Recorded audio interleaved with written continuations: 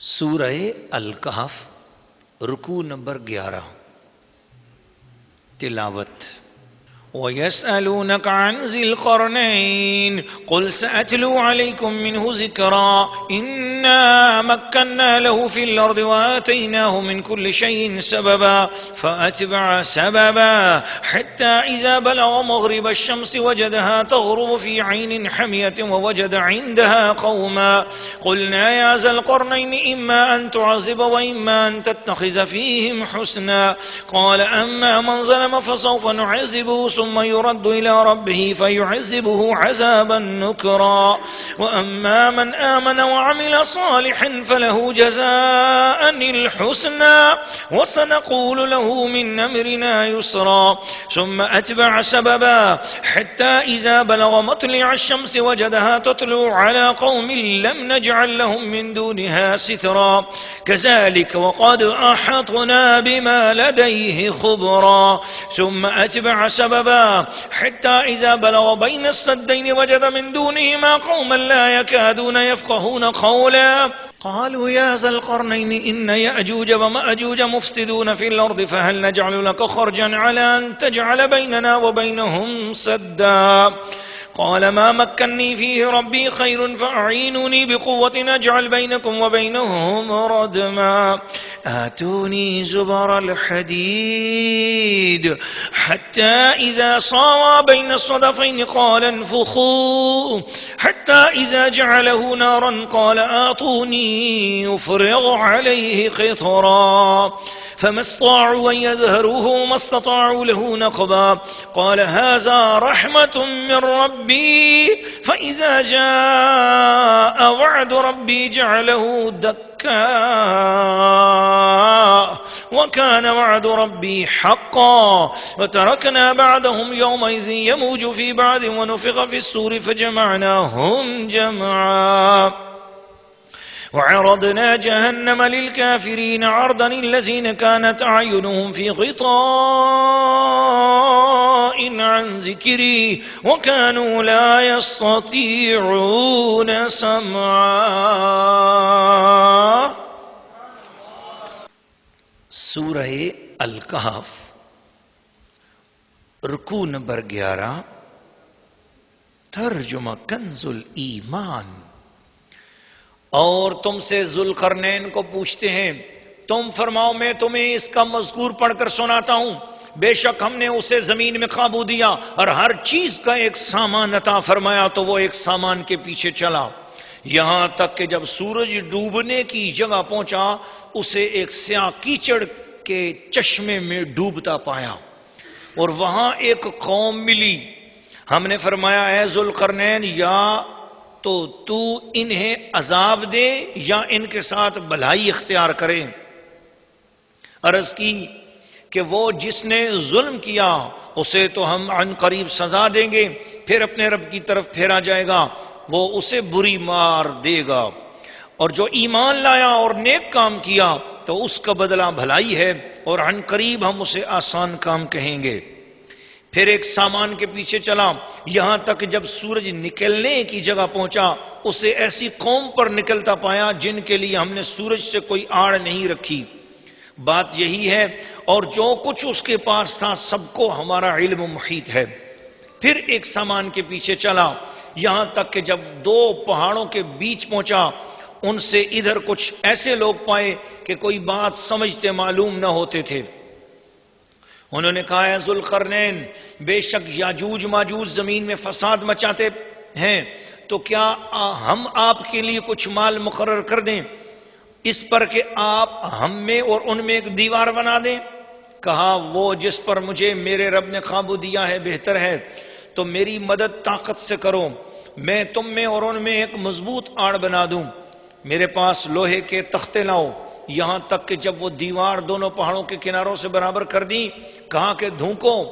یہاں تک کہ جب اسے آگ کر دیا کہا لاؤ میں اس پر گلا ہوا تانبا انڈیل دوں تو یاجوج و ماجوج اس پر نہ چڑھ سکے اور نہ اس میں کوئی سوراخ کر سکے کہا یہ میرے رب کی رحمت ہے، پھر جب میرے رب کا وعدہ آئے گا اسے پاش پاش کر دے گا، اور میرے رب کا وعدہ سچا ہے، اور اس دن ہم انہیں چھوڑ دیں گے کہ ان کا ایک گروہ دوسرے پر ریلا یعنی سیلاب کی طرح آئے گا، اور سور پھونکا جائے گا تو ہم سب کو اکٹھا کر لائیں گے، اور ہم اس دن جہنم کافروں کے سامنے لائیں گے، وہ جن کی آنکھوں پر میری یاد سے پردہ پڑا تھا اور حق بات سن نہ سکتے تھے۔ سورہ الکہف رکوع نمبر 11 تفسیر۔ ناظرین و ناظرات اور سامعین و سامعات، اللہ کے حبیب رسول کریم صلی اللہ علیہ وسلم سے کافروں نے سوال کیے تھے، یہودیوں نے سکھایا تھا کہ ایسے سوال کرنا، اور وہ 3 سوال یہ ہیں کہ ایک پہلا سوال یہ کہ روح کیا ہے، دوسرا سوال یہ کہ اصحاب کہف کون ہیں، تیسرا سوال یہ کہ موسیٰ اور خضر علیہ السلام کا واقعہ کیا ہے، اور ذوالقرنین کا معاملہ کیا ہے۔ اگر وہ ان سوالوں کے جواب دے دیں تب بھی وہ نبی نہیں، اور اگر ان میں سے 2 سوالوں کے جواب دے دیں اور تیسرے کا نہ دیں تو پھر وہ نبی ہیں، اور ان تینوں سوالوں کا جواب نہ دے سکے تب بھی وہ نبی نہیں ہے۔ تو حضور صلی اللہ تعالی علیہ وسلم سے جب تینوں سوال کیے گئے تو کافر سمجھتے تھے کہ بھئی ان تینوں سوالوں کا بڑا مشکل جواب ہے، جواب نہیں آ پائے گا، اور حضور صلی اللہ علیہ وسلم اگر فوراً جواب دیتے تھے تو پھر شرط وہی تھی کہ بھئی نبی نہیں، اور اگر جواب دینے میں دیر لگتی ہے اور 2 سوالوں کا جواب دے دیتے ہیں اور ایک کا نہیں دیتے ہیں تو اس کا مطلب ہے کہ ان کے خیال کے مطابق یہ کہ پھر وہ نبی ہیں۔ تو نبی کو ماننے کے لیے 2 چیزیں تھی، ایک تو فوراً سوالوں کا جواب نہ ہو، تو دوسری بات یہ ہے کہ جواب ہو بھی تو 2 سوالوں کا ہو اور ایک کا نہ ہو۔ تو اللہ پاک کی شان دیکھو کہ محبوب سے جب انہوں نے پوچھا تو حضور نے فرمایا کل جواب دوں گا، اور حضور صلی اللہ علیہ وسلم کو بھلا دیا گیا انشاءاللہ کہنا۔ اب وہ اگلے دن وحی نہ آئی، پھر کتنے دن یہودی کہ ہاں جی ہمارے سوال کا جواب، فرمایا کل دوں گا۔ پھر دن گزرتے گئے، ایک دن کافروں نے پوچھا کتنے دن ہو گئے ہم نے سوال کیا ہوا ہے آپ جواب نہیں دے رہے۔ اب سب کافروں کو یقین ہو گیا کہ اگر حضور صلی اللہ علیہ وسلم اپنے دل سے گھڑتے ہوتے تو کتنی بڑی تکلیف ہے انتظار کرنے میں، اور حضور کی عزت کا مسئلہ ہے، اور سارے مسلمان بھی پریشان ہو رہے ہیں اور ہم مسلمانوں کو تانے دے رہے ہیں۔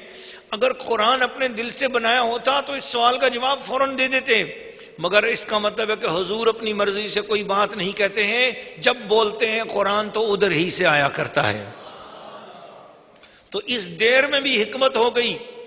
پھر جب یہ ایک وقت گزر گیا، پھر انہوں نے ایک دن پوچھا کہ جناب وہ ہم نے 3 سوال کیے تھے، ہمارے سوالوں کا جواب، فرمایا انشاءاللہ کل اس کا جواب دوں گا۔ بس جو آپ نے انشاءاللہ فرمایا وہی آسمانوں سے اتر آئی، یہ سورۃ کہف نازل ہوئی اور ان سوالوں کا جواب ہوا۔ تو الحمدللہ روح کے والے سے سوال کا جواب سورہ بنی اسرائیل میں آپ سن چکے ہیں، اور اسی طریقے سے اصحاب کہف کے حوالے سے اور موسیٰ اور خضر علیہ السلام کے حوالے سے اب آپ نے سورہ کہف میں پڑھ لیا ہے۔ اب ان کے سوال کا جو آخری حصہ تھا وہ ذوالقرنین کے حوالے سے تھا۔ اس رکوع میں سورہ کہف کے رکوع نمبر 11 میں ان کے اس سوال کا جواب دیا جا رہا ہے۔ روح کے حوالے سے حضور علیہ السلام نے وہی بات کی جیسی بند بات کی کہ وہ جیسے تورات میں ویسا ہی جواب دیا حضور نے۔ وَيَسْأَلُونَكَ عَنِ الرُّوحِ قُلِ الرُّوحُ مِنْ أَمْرِ رَبِّي، فرما دو کہ روح اللہ کے حکم میں سے کوئی ہے۔ باقی کھل کے جواب دے دیے اور ایک جواب نہ دیا تو اس کا مطلب یہ ہوا کہ جو شرط انہوں نے رکھی تھی اس کے مطابق حضور صلی اللہ علیہ وسلم اللہ کے سچے رسول ہیں۔ تو اس رکوع نمبر 11 میں سورہ کہف کے اندر وہ واقعہ آ رہا ہے کہ حضرت ذوالقرنین کون ہے؟ یہ حضرت سیدنا خضر علیہ السلام کے خالہ زاد بھائی بھی ہیں، اور ان کا نام اسکندر ہے۔ دنیا میں ایسے 4 بادشاہ ہوئے ہیں جو تمام دنیا پر حکمران تھے۔ حضرت صدر اللہ فاضل سید محمد نعیم الدین مراد آبادی رحمۃ اللہ تعالی علیہ اپنی تفسیر خزائن العرفان میں شاہ فرما رہے ہیں کہ آپ نے اسکندریہ جو شہر ہے وہ حضرت ذوالقرنین نے آباد کیا اور اس کا نام اپنے نام پر رکھا۔ حضرت خضر علیہ السلام ان کے وزیر بھی تھے اور ان کے صاحب لواء بھی تھے، یعنی فوج کا، آرمی کا جھنڈا ان کے پاس تھا، یعنی چیف آف آرمی سٹاف بھی تھے۔ اور اسی طریقے سے دنیا میں جو ایسے 4 بادشاہ ہوئے ہیں جنہوں نے تمام دنیا پر حکمرانی کی ہے، ان میں 2 ایمان والے ہیں اور 2 کافر۔ ایمان والے 2، نمبر 1 حضرت ذوالقرنین، ان کی بھی بادشاہی اور حکومت پوری سورج کے طلوع ہونے سے لے کر سورج کے غروب ہونے تک کے سارے علاقے پر موجود تھی۔ اور حضرت سلیمان علیہ السلام، اللہ پاک نے ان کو بھی پریوں پر بھی حکومت دی، جنوں پر بھی حکومت دی، ہوا پر بھی حکومت دی، اور جانوروں پر بھی حکومت تھی، اور اللہ پاک نے آپ کو سمندروں میں بھی حکومت دی۔ اللہ تعالیٰ نے بہت بڑا مقام حضرت سیدنا سلیمان علیہ السلام کو بخشا۔ اور 2 بادشاہ جن کی حکومت پوری دنیا میں ہوئی وہ کافر گزرے ہیں۔ ایک نمرود تھا جس کے لیے حضرت ابراہیم علیہ السلام کو مبعوث فرمایا گیا، اور دوسرا بخت نصر تھا۔ عنقریب ایک 5واں بادشاہ بھی دنیا بھر میں حکومت کرے گا، پوری دنیا میں صرف اسی کی حکومت ہوگی۔ وہ 5واں بادشاہ رسول پاک صلی اللہ علیہ وسلم کی امت میں سے ہوگا۔ اس کا اسم مبارک حضور صلی اللہ علیہ وسلم نے پہلے سے بتا دیا ہے، اس کا نام محمد ہوگا، اس کی والدہ کا نام آمنہ ہوگا، اور اس کے والد کا نام عبداللہ ہوگا۔ وہ رسول پاک صلی اللہ علیہ وسلم کی اولاد مبارک میں ہوگا، اور دنیا اس کو امام مہدی علیہ السلام کہے گی۔ ان کی حکومت پورے روئے زمین پر ہوگی۔ تو یہ آپ کو تھوڑا سا تعارف کرایا، اور اس میں آپ فرماتے ہیں کہ حضرت علی رضی اللہ تعالیٰ عنہ نے فرمایا کہ حضرت ذوالقرنین نہ تو نبی تھے نہ فرشتے تھے، اللہ سے محبت کرنے والے بندے تھے، یعنی وہ ایک اللہ کے ولی تھے۔ تو آپ نے دیکھا کہ دنیا میں 2 کافر بادشاہوں کی حکومت رہی، تو اللہ پاک نے 2 ایمان والوں کو حکومت دی، جن میں سے ایک حضرت سلیمان علیہ السلام وہ اللہ کے نبی ہیں، اور دوسرے حضرت ذوالقرنین وہ اللہ کے ولی ہیں۔ گویا اشارہ کر دیا کہ اللہ تعالیٰ کی نظر میں ولیوں کو بھی مقام محبوبیت ہے، اور نبیوں کو بھی اللہ پاک نے مقام محبوبیت عطا فرمایا ہوا ہے۔ تو چنانچہ حضرت ذوالقرنین کا ارادہ ہوا، اور ان کے ساتھ حضرت خضر بھی تھے۔ دونوں نے مل کر کہا چلو ہم چلتے ہیں، پوری دنیا کی سیر کرتے ہیں اور دیکھتے ہیں اللہ تعالیٰ کی مخلوق کو۔ چنانچہ یہ سب سیر کرنے کے لیے نکلے، اور اپنے ساتھ بہت سارا سامان بھی لیا اور چل پڑے۔ تو اصل مقصد ان کا یہ تھا کہ انہوں نے سنا تھا کہ ایک جگہ چشمہ حیات ہے، اس زمین پر ایک جگہ پر ایک چشمہ ہے، جہاں اس چشمے کا پانی جو پی لے پھر اسے موت نہیں آتی، وہ زندگی بھر زندہ رہتا ہے، پھر اسے موت نہیں آتی۔ یہ دونوں حضرت ذوالقرنین اور ان کے خالہ زاد بھائی یعنی حضرت سیدنا خضر علیہ السلام، یہ دونوں چل پڑے اور اس چشمے کو ڈھونڈنے کے لیے۔ حضرت ذوالقرنین مغرب کی طرف چل پڑے اور حضرت خضر علیہ السلام مشرق کی طرف چل پڑے۔ تو حضرت خضر علیہ السلام کو تو وہ مقام چشمہ آب حیات مل گیا اور وہاں سے انہوں نے پانی پی لیا۔ سو اس لیے بزرگان دین فرماتے ہیں کہ آج تک حضرت خضر علیہ السلام زندہ ہیں، اور وہ حضور صلی اللہ علیہ وسلم کے ساتھ غزوات میں بھی شامل ہوئے، اور حضور صلی اللہ علیہ وسلم کی خدمت میں وہ حاضر بھی ہوئے ہیں۔ معراج کی رات بھی وہ حضور صلی اللہ علیہ وسلم کے پیچھے مسجد اقصی میں نماز پڑھنے والوں میں بھی وہ شامل تھے۔ تو اس طریقے سے یہ بھی ثابت ہوتا ہے کہ حضرت خضر علیہ السلام اللہ کے رسول بھی ہیں اور اللہ کے پیغمبر بھی ہیں۔ اور حضرت خضر علیہ السلام آج بھی امت کے اولیاء اللہ کو ملتے رہتے ہیں، اور آج بھی اگر کوئی شخص حضرت خضر علیہ السلام سے ملاقات کرنا چاہے تو کچھ روحانی طور پہ ایسے اعمال ہیں جن سے ان کی ملاقات ہو جاتی ہے، اور وہ دین کا علم سکھاتے ہیں۔ اور خصوصاً دین کا علم سیکھنے والے لوگ جب اپنی غذا کو پاک کر لیتے ہیں اور خود تقوی اختیار کرتے ہیں تو ایسے لوگوں کو حضرت خضر علیہ السلام خود تشریف لا کر علم بھی پڑھاتے ہیں اور ان کو دین کے معاملات بھی سمجھاتے ہیں، اور جہاں پر ان کی کوئی الجھن ہوتی ہے اس الجھن کو بھی دور فرماتے ہیں۔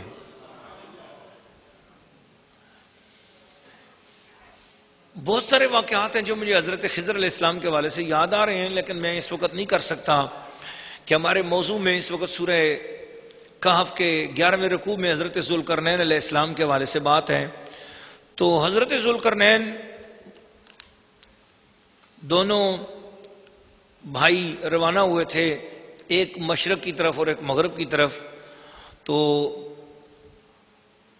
حضرت ذوالقرنین مغرب کی طرف جب روانہ ہوئے تو چلتے چلتے چلتے چلتے آبادیاں گزار دیں، جنگل گزار دیے، سب منزلیں قطع کر ڈالیں، اور سمت مغرب میں پھر اس جگہ پر پہنچ گئے جہاں آبادی کا نام و نشان بھی نہیں تھا۔ وہاں آفتاب سورج غروب ہونے کا وقت تھا، تو ایسے ان کو نظر آیا جیسے وہ ایک سیاہ کیچڑ کے چشمے میں ڈوب رہا ہے، جیسا کہ دریائی سفر کرنے والوں کو پانی میں ڈوبتا معلوم ہوتا ہے۔ تو آپ نے وہاں پر ایک ایسی قوم دیکھی جو جانوروں کے چمڑے پہنے ہوئے تھے اور اس کے سوا ان کے بدن پر کوئی لباس نہ تھے۔ دریا کے مردہ جانور وہ لوگ کھاتے تھے، وہ لوگ کافر تھے۔ حضرت سیدنا ذوالقرنین رحمت اللہ تعالی علیہ نے رضی اللہ تعالی عنہ نے ان تمام کے تمام لوگوں کو اسلام کی دعوت پیش کی، اور آپ نے فرمایا کہ اسلام قبول کرو، اللہ کو مانو اور اللہ کے سوا کسی اور کی پوجا مت کرو، اللہ کی توحید پر عمل کرو۔ تو اللہ تعالیٰ کی طرف سے ان کو اختیار تھا کہ وہ چاہیں تو ان کو قتل کر دیں سب کے سب کو، چاہیں تو زندہ چھوڑیں، لیکن آپ نے فرمایا کہ یا اللہ جو تیرا کلمہ پڑھ لے گا میں اسے کچھ نہیں کہوں گا، اور جو کلمے کا اقرار نہیں کرے گا اسے میں زندہ نہیں چھوڑوں گا۔ چنانچہ ان لوگوں نے کلمہ پڑھا اور کئی لوگ جو ہے نا وہ اسلام لے آئے، اور جو اسلام لے آئے ان کو آپ نے احکام شرع کی تعلیم دی، غسل کا طریقہ بتایا، نہانے دھونے کا طریقہ بتایا، پاکی صفائی کے مسئلے بتائے، اور پلیدی سے بچنے کا طریقہ بتائے، پلیدی کیا ہوتی ہے وہ بھی بتائی، اور سارے طریقے اسلام کے ان کو بتائے، اور کہا کہ باپردہ ہو کر رہو، اور ہر چیز کے طریقے ان کو فطرتی آداب اور عادتیں سکھائیں، اور ان کو صحیح اسلام کے طریقے سے لباس پہننے کا حکم بھی دیا۔ اور جن لوگوں نے کفر اختیار کیا اور ایمان نہ قبول کیا ان کو آپ نے فرمایا تمہیں تو ابھی میں قتل کروں گا، یہ تو دنیا کی سزا ہے، پھر جب تم آخرت میں اللہ کے پاس پہنچو گے تو اس سے بھی بڑی سزا وہاں پر ملے گی۔ پھر وہاں سے جب آپ نے دیکھ لیا تو پھر اس کے بعد آپ پھر وہاں سے مڑے، آپ کو چشمہ حیات بھی تو نہیں ملا تھا، اس لیے آپ نے سوچا اب میں یہاں تک آیا ہوں، اپنی مملکت کا جھنڈا میں نے سورج غروب ہونے کے مقام تک لگا ہی دیا ہے، اب پھر وہاں سے واپس پلٹے۔ سخت لشکر بھی تھا، چلتے چلتے چلتے فرمایا اب میں وہاں جاؤں گا جہاں سورج غروب ہوتا ہے۔ تو جہاں سے سورج طلوع ہوتا ہے، سورج غروب ہونے تک تو آپ پہنچ ہی آئے تھے، اب سورج طلوع ہونے کے علاقے کی طرف آپ بڑھے تو مشرق کی طرف آپ نے سفر کیا، اور سفر کرتے کرتے ایسی جگہ پر پہنچے جہاں آفتاب، سورج اور ان لوگوں کے درمیان کوئی بھی آڑ نہ تھی، نہ درخت تھا نہ کچھ تھا، اور ڈائریکٹ وہ لوگ سورج کی روشنی میں ہی رہتے تھے، اور وہاں کوئی عمارت قائم نہیں ہو سکتی تھی۔ وہاں کے لوگوں کا یہ حال تھا کہ طلوع آفتاب کے وقت غاروں میں گھس جاتے تھے اور زوال کے بعد نکل کر اپنا کام کاج کرتے تھے۔ تو وہاں پر آپ نے دیکھا ان قوم کے لوگوں سے بات کی، تم کس کی بندگی کرتے ہو؟ انہوں نے بتایا ہم تو اللہ وحدہ لا شریک کو مانتے ہیں۔ تو حضرت ذوالقرنین بڑا خوش ہوئے، ان کو بتایا میں اللہ کا نبی ہوں، تو ان لوگوں نے پھر بہت ادب کیا، احترام کیا، پھر جو ان میں کوئی کمزوریاں تھیں ان کمزوریوں کی انہوں نے اصلاح بھی فرمائی، اور کچھ عرصہ رہ کر ان کو فیض دیا، اور پھر آپ وہاں سے چل پڑے۔ جب وہاں سے اب شمال کی طرف چل پڑے، پہلے مغرب کا سفر کیا، پھر مشرق کا کیا، اب شمال کی طرف چل پڑے۔ تو تفسیر خازن کے حوالے سے فرماتے ہیں صدر فاضل کہ جانب شمال میں انہوں نے ایک قوم پائی، جا کر شمال میں جب پہنچے وہاں دیکھا کچھ لوگ ہیں جو بات بھی نہیں سمجھتے ہیں اور ان کو پتہ بھی نہیں چل رہا ہے کہ کیا کہا جا رہا ہے. تو ان سے اشاروں میں پوچھا کیا مسئلہ ہے تمہارا؟ پھر ان لوگوں نے بتایا کہ ہمیں یاجوج ماجوج بہت تنگ کر رہے ہیں. یہ یاجوج ماجوج کون ہیں؟ یہ حضرت یافس بن نوح علیہ السلام کی اولاد سے فسادی گروہ ہیں. یہ تعداد میں بہت زیادہ ہیں. یہ زمین میں فساد کرتے تھے اور بہار کے موسم میں یہ نکلتے تھے تو کھیتیاں اور سبزے سب کھا جاتے تھے، کچھ نہ چھوڑتے تھے، اور خشک چیزیں لاد کر لے جاتے تھے. آدمیوں کو بھی کھا لیتے تھے، درندوں کو بھی، وحشی جانوروں کو بھی کھا لیتے تھے، سانپوں بچھوؤں تک کو کھا جاتے تھے. حضرت ذوالقرنین سے ان لوگوں نے شکایت کی کہ حضور ہمیں یہ یاجوج ماجوج سے ہماری جان چھڑائیں، یہ ہمیں بہت تنگ کرتے ہیں. آپ نے فرمایا اللہ تعالیٰ نے مجھے یہ شہادت بخشی ہے، میں یہ کام کر سکتا ہوں. انہوں نے کہا جناب آپ ہمارے اوپر کوئی ٹیکس لگائیں، ہم اس کا ٹیکس بھی دینے کو تیار ہیں. آپ کوئی ہدیہ مقرر کریں، ہم اس کا ہدیہ بھی دینے کو تیار ہیں، اور جو کچھ آپ فرمائیں ہم کریں گے، لیکن اس قوم سے نجات دیں. آپ نے جواب دیا، فرمایا اللہ کے فضل سے میرے پاس مال بھی بہت ہے، ہر قسم کا سامان موجود ہے، مجھے تم سے مانگنے کی حاجت نہیں ہے، میں تو خود تمہارا بادشاہ ہوں. اللہ تعالیٰ کی مہربانی سے خدا تمہیں خوش رکھے، مگر مسئلہ یہ ہے کہ اب تم لوگ مل کر مجھے جو جو سامان چاہیے وہ سامان لاتے جاؤ. تو انہوں نے فرمایا کہ سامان یہ ہے کہ تم پہلے بنیاد کھودو اور اتنی بنیاد کھود دو، بنیاد کھودنے کا سامان مہیا کرو، پھر بنیاد کھودو جہاں تک کہ پانی تک پہنچ جائے. پھر اس میں پتھر پگھلائے ہوئے اور تانبے سے جمائے گئے اور لوہے کے تختے اوپر نیچے چن کر ان کے درمیان لکڑی اور کوئلہ بھروا دیا. اور یہ کام آپ ان سے لیتے رہے. جب آپ نے آگ دے دی، اس طرح یہ دیوار پہاڑ کی بلندی تک اونچی کر دی، دونوں پہاڑوں کے درمیان کوئی جگہ نہ چھوڑی، اوپر سے پگھلایا ہوا تانبا دیوار میں پلا دیا گیا، تو یہ سب مل کر ایک سخت جسم بن گیا. تو آپ نے کہا کہ بھئی آج کے بعد یہاں یاجوج ماجوج تمہاری ان وادیوں میں، تمہارے ان علاقوں میں نہیں آ سکیں گے. تو یاجوج ماجوج روزانہ آتے ہیں، اس دیوار پر چڑھنے کی کوشش کرتے ہیں، اس کو توڑتے ہیں، لیکن ان سے ٹوٹتی نہیں ہے. جتنی وہ توڑتے ہیں، جتنی توڑتے ہیں، توڑ کر رات کو مڑ کے اپنے گھروں میں جاتے ہیں تو تھک جاتے ہیں اور سوچتے ہیں کہ اب تھوڑی سی رہ گئی ہے، پھر اس کو ہم توڑ لیں گے. تو وہ نہیں توڑ سکتے. حضرت ذوالقرنین نے فرمایا کہ ہاں اللہ کا جب وعدہ آئے گا تب توڑیں گے. اب اللہ کے وعدے سے مراد ہے قیامت. احادیث میں آتا ہے کہ جب قیامت کا دن آئے گا تو یہ یاجوج ماجوج جو ہیں یہ اس کو دیوار کو توڑیں گے. جس وقت دیوار بالکل ٹوٹنے کے قریب ہوگی تو یہ تھک جائیں گے. اس وقت ان میں سے بولے گا ایک بندہ چلو بھئی باقی کام انشاءاللہ کل کریں گے. جو ہی وہ انشاءاللہ کریں گے تو جتنی دیوار ان کی ٹوٹی ہے وہ اتنی دیوار رہے گی. اگلے دن آئیں گے تو وہ تھوڑا سا ہی بس تھوڑے چلائیں گے، وہ دیوار ٹوٹ جائے گی اور وہ اندر چلے جائیں گے. اور پھر وہ زمین کی طرف سارے نکل آئیں گے اور سارے زمین میں پھیلیں گے اور زمین کے سارے لوگوں کی خوراک کھا جائیں گے، زمین کے سارے سمندروں کا پانی پی جائیں گے وہ، اور پھر انسانوں کو مار ڈالیں گے، جانور کھا جائیں گے، درندے کھا جائیں گے، پرندے کھا جائیں گے، سانپ کھا جائیں گے، وہ ہر چیز کو کھا جائیں گے اور زمینوں میں شہروں میں پھریں گے اور بس انسانوں کو ہلاک کریں گے. اتنے انسانوں کو وہ مار ڈالیں گے کہ زمین پہ بدبو ہی بدبو بھر جائے گی. اور پھر یاجوج ماجوج جب نکلیں گے تو یاجوج ماجوج کے نکلنے کے بعد حضرت عیسیٰ علیہ السلام تشریف لائیں گے. اس وقت حضرت عیسیٰ علیہ السلام کے تشریف لانے کے وقت یہ یاجوج ماجوج کے ساتھ دجال بھی نکلے گا. تو دجال سارے لوگوں کو کافر بناتا چلا جائے گا. اور اس کے ایک طرف جہنم چل رہی ہوگی، ایک طرف جنت چل رہی ہوگی. جو جنت ہوگی وہ حقیقت میں دوزخ ہوگی، جو اس کی دوزخ ہوگی وہ حقیقت میں جنت ہوگی. اب وہ ہر بندے کو پوچھے گا بتا تیرا رب کون ہے، بہت تیزی سے پوری دنیا میں پورے ورلڈ میں سفر کرے گا، اس کے پاس بہت تیز ترین سسٹم ہوگا دنیا میں جانے کا. تو وہ ہر بندے سے ملے گا اور پوچھے گا کہ تو کس کو خدا مانتا ہے. اگر وہ بندہ کہے گا کہ میں اللہ کو رب مانتا ہوں، اسی وقت اس کو پکڑ کر قتل کرے گا اور قتل کر کے جو اس نے اپنے ساتھ جہنم بنائی ہوگی اس جہنم میں ڈال دے گا. اور جب کوئی بندہ کہے گا نہیں تو ہی ہمارا خدا ہے، تو پھر اس کو اٹھا کر اپنی جنت میں ڈالے گا.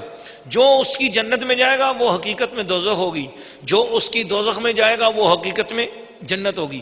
ایمان والوں کا یہ حال ہے کہ حدیث شریف میں نے پڑھا کہ ایک ایمان والے شخص کو وہ دجال قتل کرے گا، قتل کر کے اس کو سر سے لے کر پاؤں تک 2 حصوں میں تقسیم کرے گا اس کی لاش کو، پھر اس کے درمیان دوڑے گا، چلے گا، پھرے گا، پھر اس کے بعد اس لاش کو آپس میں ملائے گا، ملانے کے بعد کہے گا میں زندہ ہو جا.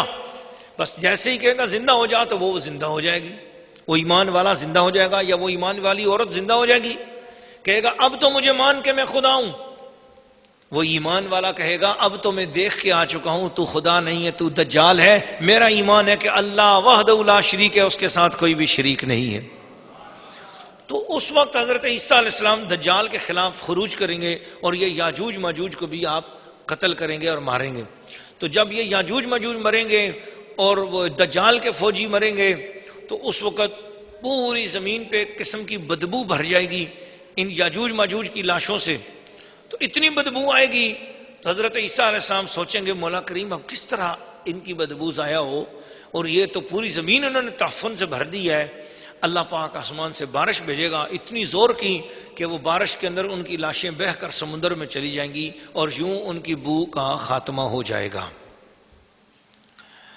تو حضرت سیدنا ذوالقرنین کے حوالے سے یہ واقعات قرآن مجید فرقان حمید نے بیان کرتے ہوئے ساتھ ہی فرمایا کہ قیامت کا دن بہت سخت دن ہوگا، اس کا آغاز سور پھونکنے سے ہوگا. حضرت اسرافیل علیہ السلام آج بھی ہاتھ میں وہ سور پکڑ کر کھڑے ہیں، کس وقت آرڈر ہو جائے اور میں اس کو بجاؤں. جو ہی وہ بجائیں گے تو وہ بہت اونچی اور سخت آواز ہوگی، دلوں کو چیرتی ہوئی چلی جائے گی. اس آواز کو سن کر پہلی آواز وہ دیں گے تو وہ جمعے کی اذان کا ٹائم ہوگا، اذانیں مسجدوں میں ہوں گی اور لوگ مسجدوں میں نماز کے لیے نہیں جائیں گے. بس جب نماز کا وقت ہوگا لوگ مسجد میں نہیں ہوں گے، مسجدیں ساری نمازیوں سے خالی ہوں گی. تو اللہ تعالیٰ فرمائے گا اے اسرافیل اب قیامت کا اعلان کر دو. حضرت اسرافیل علیہ السلام سور کو پھونکیں گے اور اس کے اندر آپ فرمائیں گے موتو. اتنا زور سے آپ یہ الفاظ استعمال فرمائیں گے کہ سب انسانوں اور حیوانوں کے جگر پھٹ جائیں گے اور انسان مر جائیں گے. اور اس موقع کا ذکر کیا اور فرمایا کہ وَعَرَضْنَا جَهَنَّمَ يَوْمَئِذٍ لِلْكَافِرِينَ عَرْضًا. اس دن کافروں کے سامنے ہم جہنم کو لے آئیں گے. الَّذِينَ كَانَتْ أَعْيُنُهُمْ فِي غِطَاءٍ عَنْ ذِكْرِي. آج میرا قرآن سنتے ہیں تو ان کی آنکھوں پہ پردے پڑے ہوئے ہیں. وَكَانُوا لَا يَسْتَطِيعُونَ سَمْعًا. اور میری یاد سے ان کے کانوں پر بھی پردہ پڑا ہوا ہے اور وہ غور نہیں کرتے. آج جو غور نہیں کرتے ہیں ان کے لیے ان کے کانوں میں آواز اگر قرآن کی ان کو بھلی نہیں لگتی تو ان کو پھر وہی آواز اچھی لگے گی جو حضرت اسرافیل علیہ السلام دیں گے. اس لیے لوگوں آج دنیا بھر کے ادھر ادھر کی چیزیں سننے سے بہتر ہے اگر اسرافیل علیہ السلام کے سور کی آواز جو ہے اس کی وہ ناقوس کی آواز اور اس گھنٹے کی آواز سے بچنا چاہتے ہو تو فرمایا قرآن پڑھو. جب تم قرآن پڑھو گے، اللہ کا ذکر کرو گے، اللہ کی یاد کرو گے تو اللہ پاک تمہیں عذاب والی آوازیں سننے سے بچا دے گا، رحمت والی صدائیں عطا فرمائے گا.